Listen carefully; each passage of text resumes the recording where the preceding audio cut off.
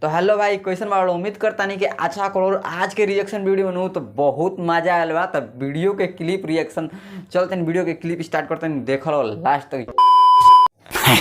बैगन अरे बैगनवा आयो दादा, कौन चिल्लाता राक्षस जैसा रे? You are जी, back yes. on. My ठेला is back on. My ठेला is बैगन। You are बैगन। तो जवन बावे पसंद दाना दोन ले लो, दाना दोन ले लो। डीजे बैगन। आवाज जान बैगन ले लो।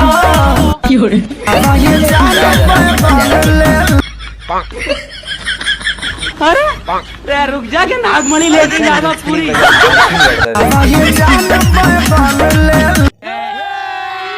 हटाओ ना तो ये कुल वीडियो कौन बगबा हो? कौन लमा का कि गोला का? लाम का? लम का 20 रुपए किलो बा।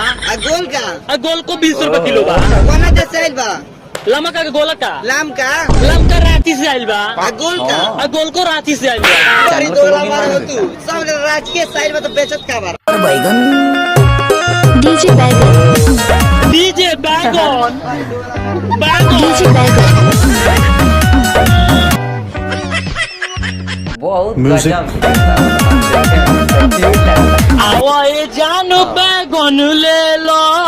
ना खइले पर खोजट होला। हाँ का होला? का हो?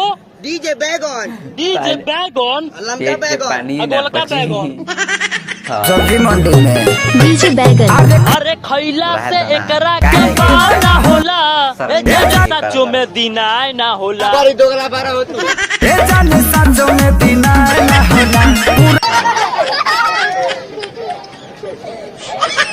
हाँ, डीजे पेट का क्या बैगन। डीजे बैगन, बात सही बात है। आवाए जानो बैगन ले लो।